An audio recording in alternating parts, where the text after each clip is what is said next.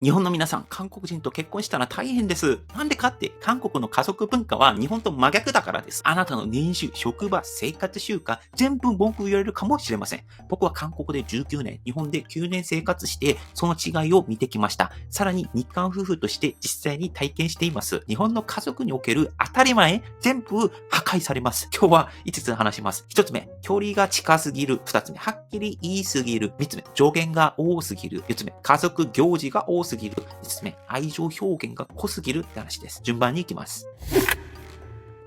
一つ目は距離が近すぎるという話です。日本だと自分の部屋、自分の時間、自分のもの、時間の考え方、守られますよね。韓国はちょっと違うかもしれないです。例えば、冷蔵庫があるとしましょう。家族だったら、親戚だったらもう勝手に開けます。勝手に食べます。もう食べていいよね。開けていいよね。っていうノリです。スマホの充電器、それ使っていいじゃなくて、使うね。的なノリなんです。休日というと、今日は一人で出かけるっていうと、なんで一緒に行こうよってなるかもしれません。極端的な例でしたが、日本人からすると関心みたいなレベルですよね。でも、韓国ではこれが関心なのかもしれません。で、心理的な境界線、つまりパーソナルスペースっていう考え方が、韓国っていう状況ではかなり薄いんじゃないかなというふうに思います。自分一人の時間が欲しい、確保したいっていうのが難しいなのかもしれません。で、ここが日本の方がもし韓国にいて韓国の家族にあったら、ちょっとストレス感じる部分なのかもしれないですね。なんでこんなに干渉されるのってなると思います。僕が個人的に思う韓国の考え方っていうのは、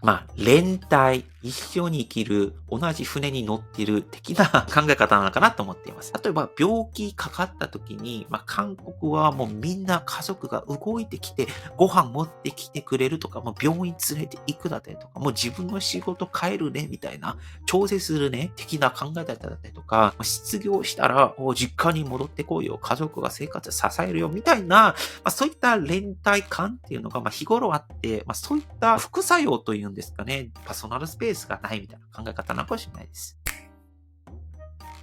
で、二つ目は、はっきり言いすぎるってことです。これ、日本の方、一番衝撃を受けるかもしれないです。日本だと、ちょっと太ったかもって思っても、相手に言わないんですよね。韓国の場合ですと、傾向的には言うと思います。太ったんじゃないのみたいな。普通に言うんですね。しかも、笑いながら言う人もいれば、もう真剣に言ってる人もいます。真剣に、もう太ったんじゃないのダイエットしないのみたいなこと言ってくるかもしれない。で、仕事も同じですね。向こうの会社を聞いて、初めて聞いたみたいな時に、日本だったら、この方が今ここで満足してれば、それでいいんじゃないかなっていうふうになる考え方だと思います。でも、韓国だと、なんでその会社なのもっといいとこ行けたんじゃないのみたいなところまで来るかもしれないですね。年収とかも聞かれると思います。年収いくらとか、結婚とか、いつ結婚するのとか、なんでまだ結婚してないのみたいなことをフランクに聞いてくるような場面もあると思いますね。僕も妻と韓国にいて、韓国の親戚に会った時に、いつ子供を持つのだったりとか、そういった話結構聞かれました。本当にフランクに聞いてくるんですね。これは日本の方からすると、攻撃に見えてくる可能性もあると思いますし、傷つく場合も多いと思います。韓国だとおそらく本音でぶつかった方がいいよみたいな考え方、逆に言わない方が不誠実なんじゃないのみたいな、それは韓国の状況ではあるというふうに思っています。先ほども言いましたが、俺らって同じ船に乗ってるよね、的な考え方なんだから、同じ船に乗っているなら、沈没する前に同じこと知っておかないといけないでしょ、みたいな考え方だと思うんですね。だから、ぶつかること自体は、そこまで変なことじゃないし、そっちの方が望ましいっていう考え方が、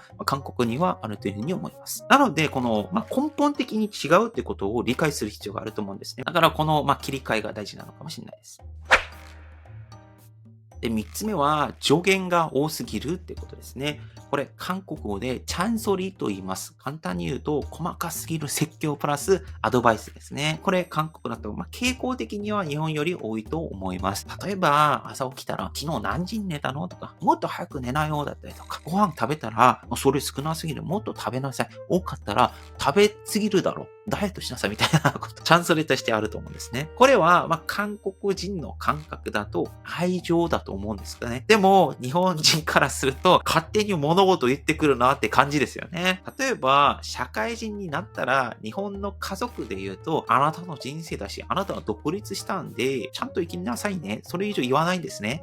ですが、韓国の場合ですと、30歳になっても、40歳になっても、親からこう言われることがあると思います。例えば、ちゃんと貯金してんの？その生活で大丈夫なの？みたいな、日本で言うと干渉？もういらない上限なんで言ってくるのみたいなことを感じるかもしれないんですね。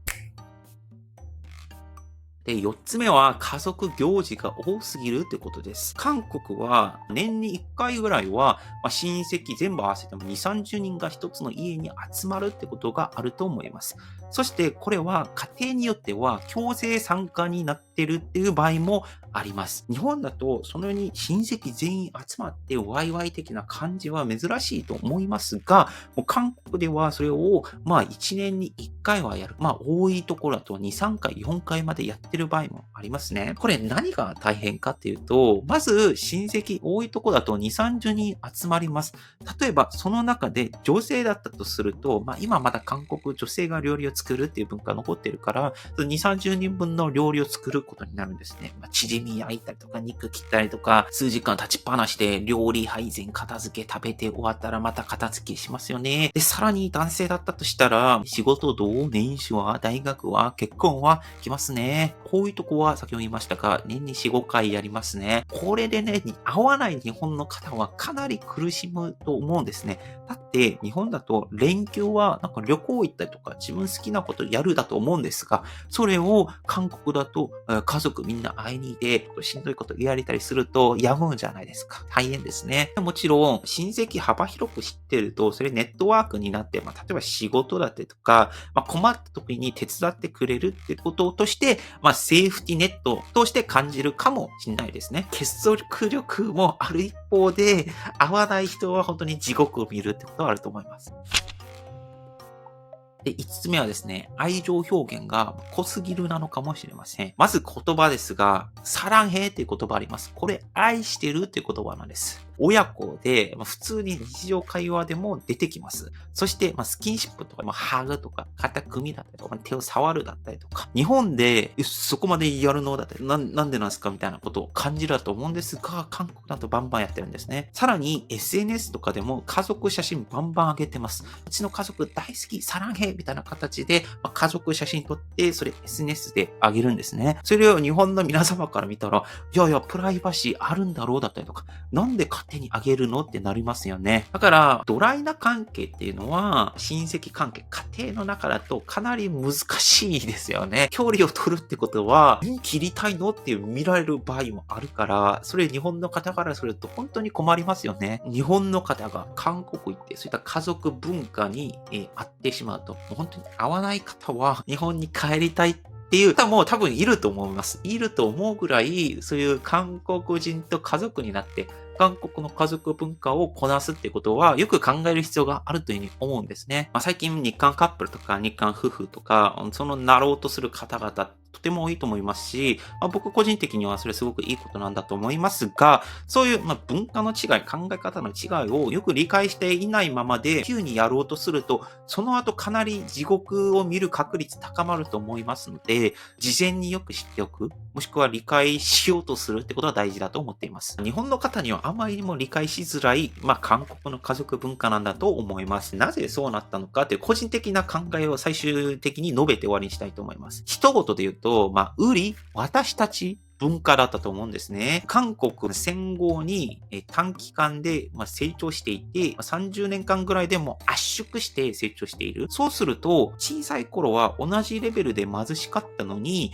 2、30年経ってれば、この人もう超金持ちになってるだったりとか、この人はそこから外れて大変な人生を送ってる。で、そういうことがあると思うんですね。だから、チームを作って集団戦をやろう。一緒に上がろう。このチームの中だと遅れるやつ引き上げよう。このチームで情報交換して、みんなで頑張って上行こうみたいな。そうなると距離が近くなって、外れないように、ここで縛る。距離が近くなって、もう思ったこと、もう今言いなさい。言わないとあなた外れるんだからみたいな形で、どんどん近くなっているというふうに思うんですね。今、韓国の文化っていうのは、そうなってるんじゃないかなっていうふうに個人的に思っていて、その中に日本人が入るってことは、かなり、いろんなことを考えてから入らないと、先ほど言った通り、大変なんだなっていうふうに思っております。この動画がそのヒントになっていれば嬉しいです。よかったら他の動画も見てください。以上、パクでした。アニョン。